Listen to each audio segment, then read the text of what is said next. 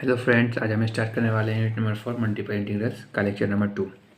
ठीक है, इसके प्रीवियस लेक्चर में हमने देखा था कि किस तरह से मल्टीपल इंटीग्रल्स में डबल इंटीग्रेशन ट्रिपल इंटीग्रेशन किस तरह से सॉल्व करते हैं, उसमें लिमिट को किस तरह से पुट करते हैं और हमारा जो लिमिट्स है वो उसको हम कैसे डिटरमाइन करते हैं कि एक्स का लिमिट है फिर या फिर वाई का लिमिट है। तो उस वीडियो को आप देख कर आइए, फिर आपको ये वीडियो अच्छी तरह से समझ में आएगा। तो देखिए यहाँ पे जो है, अब हम इंटीग्रेशन जब करते हैं तो यहाँ पे जब दो वेरिएबल्स का करेंगे तो डबल इंटीग्रेशन जब होगा तो यहाँ पे हो सकता है कि आपको यहाँ पे ऑर्डर चेंज करना पड़े। तो अब सबसे पहला क्वेश्चन आता है कि ये ऑर्डर होता क्या है। तो जैसे ऑर्डर जो है, इंटीग्रेशन का ऑर्डर क्या होता है, ठीक है, उसको हम समझते हैं। देखिए ऑर्डर में यहाँ पे कुछ जैसे मैंने यहाँ लिख रखा है, तो यहाँ पे जैसे लिमिट जो दिया रहेगा, कभी कभी इंटीग्रेशन जैसे फंक्शंस, यहाँ पे फंक्शंस जो है वो एक्स वाई का फंक्शंस है, ठीक है। तो यहाँ पे जो लिमिट का जो लिमिट दिया रहता है, कभी कभी आपको क्वेश्चन में कांस्टेंट टर्म में भी लिमिट दिया रहेगा। तो उस कंडीशन में क्या होगा, जब आपका लिमिट एक्स और वाई में जैसे दो वेरिएबल्स की इंटीग्रेशन है, तो उसमें जो है आपका इंटीग्रेशन होगा वो अगर कांस्टेंट में अगर लिमिट दिया हुआ है तो उसको हम किसी भी ऑर्डर में या तो पहले उसको एक्स के रिस्पेक्ट में इंटीग्रेट भी कर सकते हैं या फिर वाई के रिस्पेक्ट में इंटीग्रेट कर सकते हैं, डिपेंड्स अपॉन यू, ठीक है। लेकिन जब हम इंटीग्रेशन करते हैं तो उसमें देखते हैं कभी कभी जो हमारा फॉर एग्जांपल एक्स का जो फंक्शंस है वो कांस्टेंट एक्स जो है वो कांस्टेंट लिमिट उसका दिया हुआ है और वाई जो है वो फंक्शंस ऑफ एक्स है, ठीक है। तो उस कंडीशन में क्या होगा, आपका जो जब हम क्वेश्चन को सॉल्व करेंगे, इंटीग्रेशन को सॉल्व करेंगे, तो उस समय जो है कभी कभी आपको इंटीग्रेशन जो डायरेक्टली सॉल्व नहीं हो पाएगा, ठीक है। तो उसमें हो सकता है जैसे कि डी एक्स डी वाई है, तो पहले क्या होगा, जो फंक्शन दिया रहेगा एक्स वाई का वो में भी हो सकता है कि पहले वाई के रिस्पेक्ट में इंटीग्रेट आसानी से हो जाए, है ना। तो फिर हम इसको क्या करेंगे, डी वाई को पहले लिखेंगे, डी एक्स को बाद में लिखेंगे, यही इसका ऑर्डर हो गया। मतलब एक्स का मतलब जैसे एक्स के रिस्पेक्ट में पहले इसको इंटीग्रेट कर रहे हैं तो ये पहले लिखा है एक्स डी एक्स, फिर सेकेंड इसको वाई के रिस्पेक्ट में कर रहे हैं तो डी वाई लिखाया। लेकिन इसको हम डायरेक्ट इस तरह से चेंज नहीं करते हैं, मतलब इसका ऑर्डर जो है एक दूसरे में इंटरचेंज कर देंगे, ऐसे इसका कैसे डायरेक्ट करने का कोई मेथड नहीं है। हाँ, वो एक ही कंडीशन में हो सकता है, मैंने आपको पहले ही बताया, जब हमारा जो लिमिट्स है एक्स का लिमिट्स और वाई का लिमिट दोनों का लिमिट जो है अगर कॉन्स्टेंट टर्म में दिया रहे तब इसको हम इंटरचेंज कर सकते हैं ऑटोमेटिकली। वो इंटरचेंज हो सकता है, वो डिपेंड्स अपॉन क्वेश्चन कि हमारा क्वेश्चन किस तरह से है।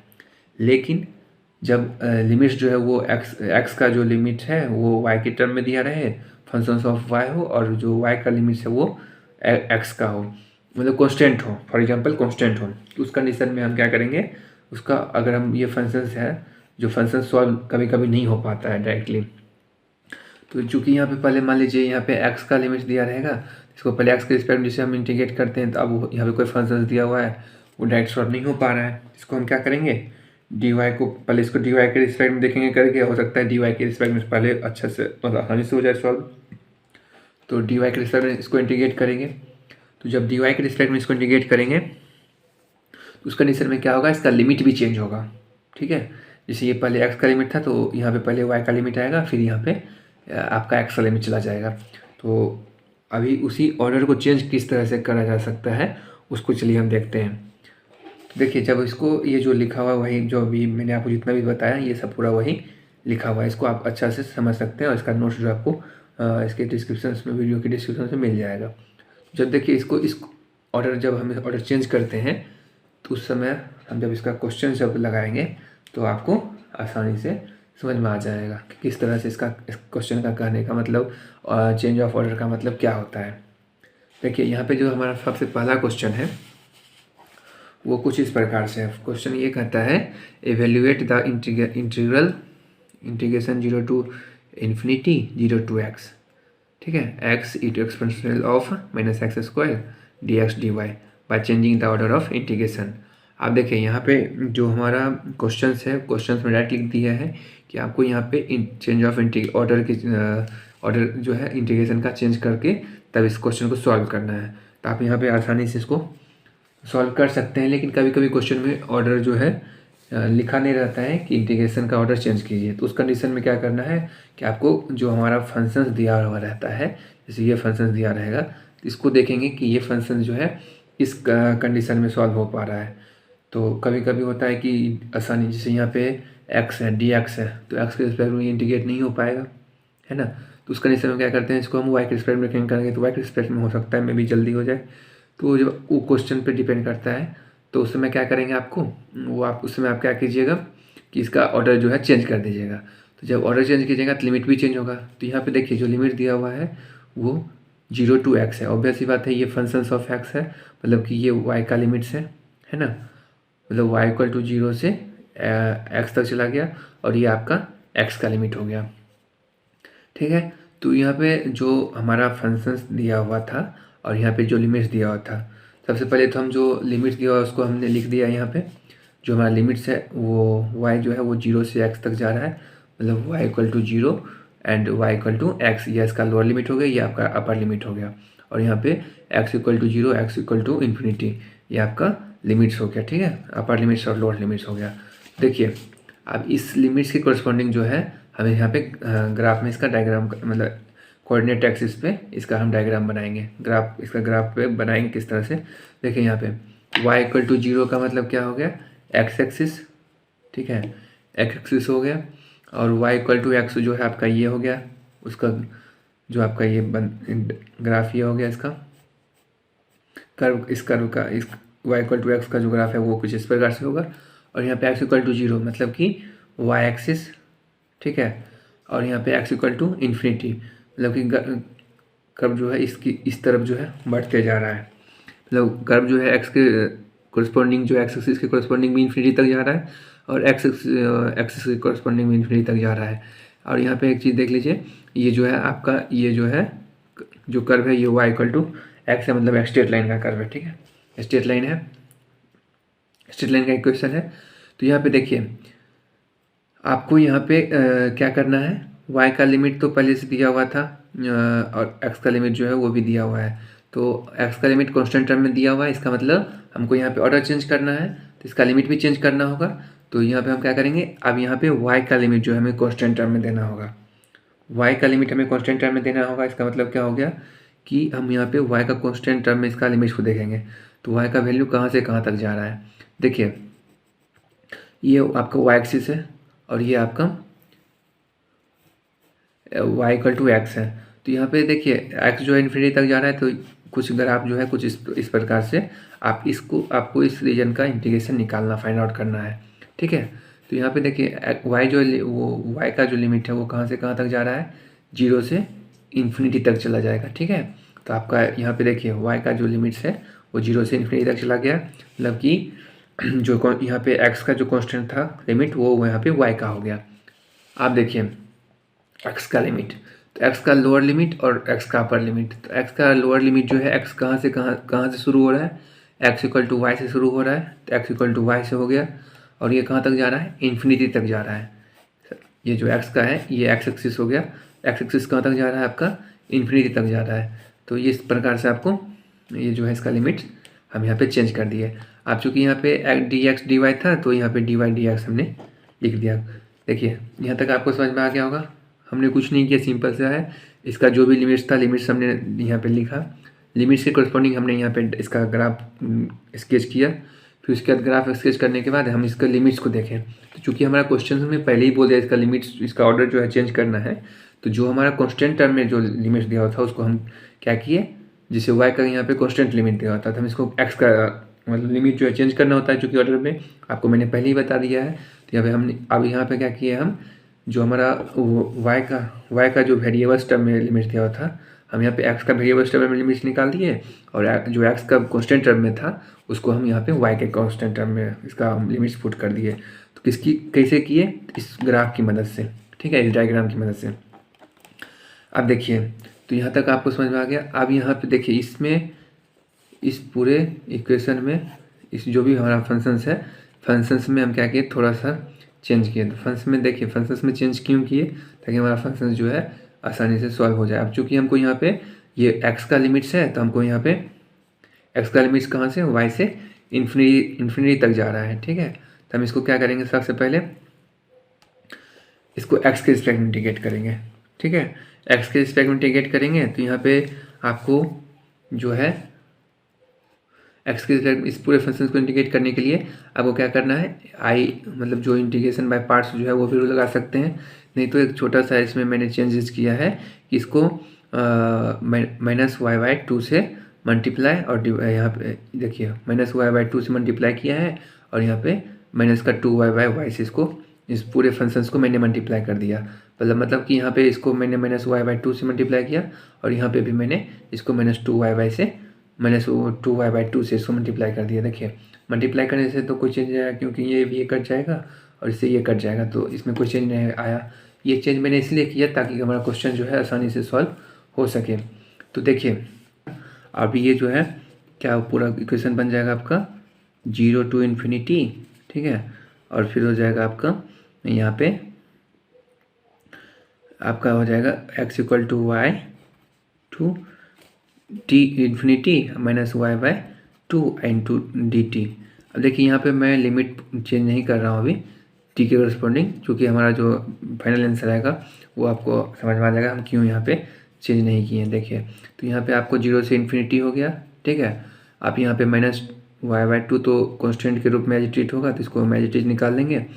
अब चूँकि यहाँ पे dt का इंटीग्रेशन t ही होता है। अब t को हमने क्या पुट किया था, t को हमने क्या पुट किया था यहाँ पे e⁻−x², है ना। अब यहाँ पे जो ये लिमिट्स है वो उसको हम देख लेते हैं, x = y to ∞, ठीक है। तो अब यहाँ पे देखिए जो t की जगह पे आपका क्या आ जाएगा e⁻x² e⁻−x²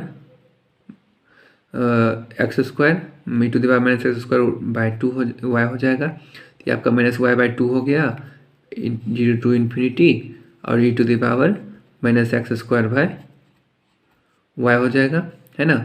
अब यहाँ पे हम जो है लिमिट्स इसका पुट कर देंगे, x = y x = ∞। अब x का वैल्यू y पुट करेंगे और फिर x का वैल्यू ∞ पुट करेंगे। तो जब x का वैल्यू यहाँ पे ∞ पुट करेंगे, ठीक है ना, यहाँ पे x का वैल्यू ∞ करेंगे t⁻∞ हो जाएगा 0। और उसके बाद यहाँ पे x की जगह पे y² पुट करेंगे, मतलब y पुट करेंगे तो यहाँ पे हो जाएगा -y², ठीक है। तो ये आपका आगे चलिए आगे -y² जो है आपको y से y कट जाएगा। तो यहाँ पे हमने जो उसका लिमिट्स था वो हमने पुट किया, तो यहाँ पे -y से ये y से y कट गया और हमारा जो फाइनल है आंसर वो कुछ इस प्रकार से आया, ठीक है। अब देखिए जो इसका लिमिट्स था ये y का लिमिट्स था, तो अब इसको हम क्या करेंगे, y के करस्पॉन्डिंग इसको इंटीग्रेट कर देंगे। तो इंटीग्रेट करेंगे तो इंटीग्रेशन बाय पार्ट आपको फॉर्मूला पता ही है, फॉर्मूला लगा देंगे और इसको हम आसानी से सॉल्व कर देंगे। तो देखिए इस इंटीग्रेशन बाय पार्ट जो है वो कुछ उसका फॉर्मूला अगर आपको पता नहीं है तो कोई दिक्कत नहीं है, मैं बता दे रहा हूँ। अगर कुछ इस प्रकार से इंटीग्रेशन दिया हुआ है तो उसको क्या होगा, फर्स्ट परसेंटेज रहेगा integration of second function minus का डिफ्रेंसिएशन ऑफ फर्स्ट फंक्शन, फिर इंटीग्रेशन ऑफ सेकेंड फंक्शन उसका होल इंटीग्रेशन एक्स के रिस्पेक्ट में। आपका इंटीग्रेशन बाय पार्ट का फॉर्मूला के अकॉर्डिंग इसको मैंने y/2 को फर्स्ट फंक्शन माना है और इस -e⁻⁻y को सेकेंड फंक्शन माना है। फिर इसको एज इट इज मैंने इंटीग्रेट करके जो हमारा फाइनल आंसर है वो आपका 1/2 आया, ठीक है। तो इसको सॉल्व कर लीजिएगा, अपर लिमिट्स और लोअर लिमिट जो है उसको अच्छा से पुट कर दीजिएगा, तो आपको यहाँ पे जो है आंसर्स जो है आ जाएगा, ठीक है। तो इसी के आगे हम एक और क्वेश्चन देखते हैं चेंज ऑफ ऑर्डर का, तो आपको और अच्छा से समझ में आ जाएगा। तो चलिए देखिए इस क्वेश्चन में यहाँ पे देखिए ये जो क्वेश्चन है डायरेक्ट लिखा हुआ है, इसको क्या करना है, इवेल्युएट करना है। तो इसमें क्या करना है, देखिए इस क्वेश्चन को आपको देखने के बाद लग रहा होगा कि इसको हम एक्स के रिस्पेक्ट में पहले इंटीग्रेट करेंगे तो हमारा जो क्वेश्चन है वो आसानी से सॉल्व हो जाएगा, नहीं तो फिर इसको हम वाई के रिस्पेक्ट में करने में थोड़ा सा डिफिकल्टीज हो जाएगा। तो हम इसको क्या करते हैं, पहले इसका देखते हैं लिमिट्स। तो लिमिट्स चलिए यहाँ पे डायरेक्ट क्वेश्चन में दिया हुआ है कि वो लिमिट्स जो है वो y = x से इन्फिनिटी तक जा रहा है और x = 0 से इन्फिनिटी तक जा रहा है। तो हम इसमें जब चेंज ऑफ ऑर्डर का रूल लगाएंगे तो इसमें हम क्या करेंगे, सबसे पहले इसको इसके कोरिस्पॉन्डिंग हम एक डायग्राम इसका ग्राफ बना लेते हैं। तो आपका ये वाई एक्सिस ये एक्सिस हो गया, ठीक है। तो यहाँ पे देखिए जो हमारा लिमिट्स है वो पहले लिमिट्स को हम लिख लेते हैं यहाँ पे। तो लिमिट्स को हम पहले लिखने के बाद लिमिट्स कहाँ से कहाँ तक दिया हुआ है आपका, लिमिट्स जो है वो x = 0 से x = इन्फिनिटी तक दिया हुआ है, ठीक है। और यहाँ पे y = x से y इक्वल टू इन्फिनिटी तक दिया हुआ है, ठीक है, y इक्वल टू इन्फिनिटी तक दिया हुआ है। तो आप चूँकि y इक्वल टू इन्फिनिटी तो आपको ये बढ़ता चला जाएगा, x इक्वल टू इन्फिनिटी तो ये आपका बढ़ता चला जाएगा, और ये y इक्वल टू एक्स है, तो y इक्वल टू एक्स आपका ये हो गया y इक्वल टू एक्स, ठीक है। अब देखिए x का वैल्यू जो है वो x इक्वल टू 0 है, मतलब कि y एक्सिस, मतलब कहने का मतलब ये हो गया इसके कोरस्पॉन्डिंग जो है आपका इस रीजन के कोरस्पॉन्डिंग आपका जो है लिमिट्स फाइंड आउट होगा। क्योंकि x इक्वल टू 0 है तो ये y एक्सिस हो जाएगा, तो इस कोरस्पॉन्डिंग इस शेडेड रीजन के कोरस्पॉन्डिंग जो है आपको यहाँ पे चेंज ऑफ ऑर्डर लगा के और आपको यहाँ पे लिमिट्स फाइंड आउट करना, इसका जो है क्वेश्चन का सॉल्यूशन फाइंड आउट करना है। चलिए देखते हैं। तो हम इसका ऑर्डर चेंज करेंगे तो सबसे पहले क्या करना है, जो इसका लिमिट्स है उसको चेंज करेंगे। तो यहाँ पे देखिए सबसे पहले y का जो लिमिट्स था वो कांस्टेंट था, तो यहाँ पे हमको क्या करेंगे, अब x यहाँ पे सॉरी x का लिमिट्स कांस्टेंट था, तो हम यहाँ पे y का लिमिट्स कांस्टेंट बनाएंगे। तो कैसे बनाएंगे, इस डायग्राम की मदद से, ठीक है, ये जो आपका डायग्राम है उसकी मदद से हम बनाएंगे। तो यहाँ पे y का जो लिमिट्स है वो देखिए कहाँ से कहाँ तक जा रहा है, y का लिमिट 0 से कहाँ तक जा रहा है, इन्फिनिटी तक जा रहा है ना। तो आपका y का लिमिट जो है 0 से इन्फिनिटी हो गया, और x का लिमिट देखिए कहाँ से कहाँ तक जा रहा है, x का लिमिट जो है आपको वो आपको कहाँ से कहाँ तक दिख रहा है, 0 से, x का लिमिट देखिए ये 0 हो गया, और ये y इक्वल टू एक्स है। तो x का लिमिट जो है कुछ इस प्रकार से है ना, कहाँ से ये x के कॉरस्पॉन्डिंग ये वेराई कर रहा है, तो ये आपका 0 से कहाँ तक जा रहा है, y तक जा रहा है, ठीक है। x का लिमिट जो है कुछ इस प्रकार से हो गया। तो यहाँ पे देखिए जो कांस्टेंट वाला जो लिमिट्स था उसको हमने यहाँ पे इंटरचेंज कर दिया, यहाँ पे इसका ऑर्डर चेंज कर दिया है। अब चूँकि हमारा फंक्शन जो है वो e⁻⁻y है अपॉन y हो जाएगा। अभी इसको हमको पहले x के रिस्पेक्ट में dx के रिस्पेक्ट में इंटीग्रेट करना है, फिर इसको हम y के रिस्पेक्ट में करेंगे, ठीक है। तो चलिए करते हैं, इसके रिस्पेक्ट में इसको इंटीग्रेट करेंगे।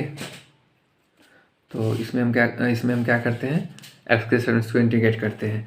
अब चूँकि इस फंक्शंस में आपको तो एक्स का कोई टर्म दिया हुआ नहीं है, तो कॉन्स्टेंट एज इट इज हो जाएगा, है ना। तो ये आपका y equal to 0 to infinity, और ये जो है e⁻⁻y बाय y, और x का जो है वो 0 से y तक जाएगा, ठीक है। dy जो है वो आपका एच आ गया। आगे देखिए इसको सॉल्व करते हैं, अपर लिमिट लोअर लिमिट इसको पुट करेंगे, y equal to 0 to infinity, और यहाँ पे e⁻⁻y अपॉन y, और y x equal to y put करेंगे तो y माइनस 0, ठीक है। तो आपका ये हो जाएगा dy। अब ये y से y कट गया, ठीक है। तो अब यहाँ पे देखिए इसको सॉल्व कीजिएगा तो आपको हो जाएगा माइनस का y इंटू dy। इसको सॉल्व करने के बाद अब e⁻⁻y का इंटीग्रेशन जो है e⁻⁻y हो जाएगा माइनस का, इसका लिमिट पुट करेंगे 0 से इन्फिनिटी तक, ठीक है। तो पहले y का वैल्यू जो है माइनस मतलब इन्फिनिटी रखेंगे, तो e⁻⁻⁻⁰ माइनस का इन्फिनिटी माइनस e⁻⁻ का 0, ठीक है। आपको इसको सॉल्व कीजिएगा तो आपको 1 आंसर आएगा, ठीक है, क्योंकि e⁻⁻0 का वैल्यू आपको माइनस यहाँ पे 1 आ जाएगा और ये 0 हो जाएगा, तो 1 माइनस 1, अब चूँकि यहाँ पे 1 हो जाएगा, ये 0 हो जाएगा, माइनस प्लस, फाइनल आंसर जो है आपका ये 1 आ जाएगा। तो इस तरह से आप समझ सकते हैं, और भी क्वेश्चन जब आप प्रैक्टिस कीजिएगा तो आपको आसानी से समझ में आ जाएगा किस तरह से हम जो ऑर्डर है वो चेंज करते हैं। तो आपको समझ में आ गया। सबसे पहले इसमें बेसिकली क्या करना है हमको, कि जो इसका लिमिट्स है, लिमिट के करस्पॉन्डिंग इसका हमको जो भी वैल्यू है उसको पहले डायग्राम इसका बनाएंगे ग्राफ पे, ठीक है, और उसके बाद कार्टेशियन प्लेन में इसको डायग्राम बना के फिर उसके बाद उसके करस्पॉन्डिंग जो है जिसका लिमिट्स कॉन्स्टेंट दिया रहेगा उसके अपोजिट जो है इसको हम फिर उसका ऑर्डर चेंज करने के लिए उसका लिमिट्स का जो, जिससे सपोज एक्स का कांस्टेंट दिया था हम वाई को कांस्टेंट कर दिए, और जो वेरिएबल्स में दिया था उसके कॉरस्पॉन्डिंग उसके अपोजिट को हम वेरिएबल्स में कर दिए। तो इस तरह से आपका ये टॉपिक ख़त्म होता है। चलिए इसके आगे हम नेक्स्ट टॉपिक जो देखेंगे वो हमारा है चेंज ऑफ वेरिएबल्स, उसको देखते हैं। तो यहाँ पे देखिए चेंज ऑफ वेरिएबल्स में क्या है कि sometimes it becomes easier to evaluate different integrals by changing one systems of variables to another systems of variables such as Cartesian coordinate system to polar coordinate systems। तो देखिए जब हम कभी कभी क्या करते हैं कि हम कोई क्वेश्चन को सॉल्व करते हैं इंटीग्रेशन में, उसमें क्या होता है कि हम उसका कोऑर्डिनेट को मतलब जो कार्टेशियन प्लेन है उसको हम पोलर कोऑर्डिनेट में चेंज कर देते हैं तो उसमें से क्या होगा, उससे हमारा जो है क्वेश्चन आसानी से सॉल्व हो सकता है। तो इसलिए इसका जो है जो टॉपिक का नाम है वो चेंज ऑफ वेरिएबल्स है। इसमें हम क्या करते हैं, जिसे हमारा देखिए फंक्शंस जो है वो फंक्शंस ऑफ एक्स वाई का फंक्शंस है, ठीक है। अब इसको हम क्या करेंगे, का पोलर फॉर्म में चेंज करते हैं। तो यहाँ पे देखिए पोलर फॉर्म में चेंज करने के लिए आपको यहाँ पे एक जैकोबियंस का कॉन्सेप्ट आएगा। तो जैकोबियंस का कॉन्सेप्ट मैंने आपको प्रीवियस लेक्चर में बता रखा है, नंबर 1 या 2 में मैंने बताया था, उसको आप 2 देख सकते हैं। प्रीवियस लेक्चर को देख के आपको समझ में आएगा जैकोबियंस का किस तरह से हम फाइंड आउट करते हैं। तो Jacobians of u into v, जैसे ये देखिए एक्स वाई का फंक्शन था, उसको हम u इंटू वी के मतलब u भी का फंक्शन बनाया है जी का, और आज का भी बनाया। फिर Jacobians of u into v हो गया, डी यू डी भी हो गया। तो मान लीजिए कोई फंक्शंस है, ठीक है। अब इसको हम वेरिएबल्स को चेंज करते हैं। तो इसको चलिए इसको भी समझने से पहले आप समझ लीजिए कि इसको हम जैकोबियंस को चेंज किस तरह से करते हैं। तो जैकोबियंस में क्या होता है, Jacobians of u comma v equal to होता है 1 upon Jacobians of x comma y। अब x कोमा y इसको हम किस तरह से डिटरमाइन करेंगे, तो उसके लिए देखिए इसका होता है determinant del x upon del y, del x upon del v, फिर यहाँ पे del y upon del u, del y upon del v. तो यहाँ पे इस तरह से अब यहाँ पे पार्शियल ऑर्डर डिफरेंशिएशन है, इसको मैंने प्रीवियस लेक्चर में बता रखा है, उसको आप समझ सकते हैं किस तरह से इसको डिटरमाइन करते हैं। फिर हम यहाँ पे जैकोबियंस का कॉन्सेप्ट लगा के आप देखिए यहाँ पे 1 by Jacobians of x comma y था, इसको हमको चाहिए Jacobians of x comma y. तो चूँकि यहाँ पे जो del u by del x by del y del u था, del x by del v था, उसको हम क्या किए डिनोमिनेटर को डिनोमिनेटर में चेंज कर दिए, डिनोमिनेटर को न्यूमरेटर में चेंज कर दिए। चूँकि यहाँ पे ये जो है डिनोमिनेटर में चला गया, तो इसको हम यहाँ पे इस तरह से कर सकते हैं। जो हमारा पार्शियल ऑर्डर डिफरेंशिएशन है, यू को एक्स के रिस्पेक्ट में, यू को वाई के रिस्पेक्ट में, फिर भी को एक्स के रिस्पेक्ट में और भी को वाई के रिस्पेक्ट में, इसको डिफ्रेंशिएट करके पार्शियल ऑर्डर डिफरेंशिएशन निकाल के अब इसका डिटर्मिनेंट निकाल लेंगे। जो हमारा वैल्यू आएगा वो आपका क्या होगा, जैकोबियंस का वैल्यू आएगा। तो हम इसको किस तरह से फाइंड आउट करते हैं, चलिए उसको भी देखेंगे आगे हम। देखिए कुछ इस प्रकार से है कि जब इसको पोलर फॉर्म में चेंज करेंगे तो जैसे double integration of functions of r comma theta, मतलब जो फंक्शंस है वो आर कोमा थीटा का रहेगा और उसको उसके करस्पॉन्डिंग जो है Jacobians of r comma theta d r d theta हो जाएगा। मतलब उसको हम आसानी से डी आर डी थीटा में चेंज कर सकते हैं, ठीक है। तो जैसे देखिए अब यहाँ पे Jacobians of r comma theta जो है उसको निकालने के लिए क्या करेंगे, 1 upon J Jacobians of x comma y कर लेंगे, मतलब कि एक्स वाई का जैकोबियंस निकाल लेंगे। तो यहाँ पे देखिए हम जब कार्टेशियन से पोलर फॉर्म में चेंज करते हैं तो एक्स का वैल्यू हम पुट करेंगे आर कॉस थीटा और वाई का वैल्यू पुट करेंगे आर साइन थीटा, ठीक है। तो Jacobians of r comma theta जो है वो del x upon del y हो जाएगा, del x upon del r हो जाएगा, del x upon del theta हो जाएगा। तो एक्स का वैल्यू हमने क्या किया है, आर पुट किया है, आर कॉस थीटा पुट किया है, तो r cos theta upon del r हो जाएगा। फिर यहाँ पे एक्स का value r cos theta upon del, इसको फिर थीटा के रिस्पेक्ट में करेंगे, ठीक है। तो फिर यहाँ पे वाई को आर के रिस्पेक्ट में करेंगे डिफ्रेंशिएशन, फिर यहाँ पे थीटा के रिस्पेक्ट में करेंगे। तो चूँकि यहाँ पार्शियल ऑर्डर डिफ्रेंशिएशन है, इसमें हम क्या करेंगे, एक्स को जब आर के रिस्पेक्ट में करेंगे तो एक्स जो हमारा है आर कॉस थीटा है, तो हमारा हो जाएगा कॉस थीटा। फिर यहाँ पे एक्स को थीटा के रिस्पेक्ट में करेंगे तो आपका आर जो है कॉन्स्टेंट थीटा होगा और यहाँ पे माइनस का आर साइन थीटा हो जाएगा। फिर यहाँ पे y equal to sine theta d y by d r हो जाएगा साइन थीटा, और यहाँ पे d y by d theta जो है आर कॉस थीटा हो जाएगा।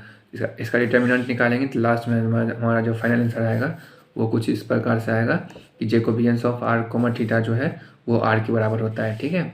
तो इस तरह से आप देख सकते हैं कि जो हमारा जो पहला जो फंक्शंस था वो एफ आर थीटा था, ठीक है, जो कि Jacobians of r comma theta था, और उसको डिफरेंस इंटीग्रेट करना था डी आर डी थीटा के रिस्पेक्ट में। तो हमारा जो है लास्ट में जो है हमारा फंक्शंस बनेगा वो कुछ इस प्रकार से बनेगा, F R theta R D D theta, ठीक है।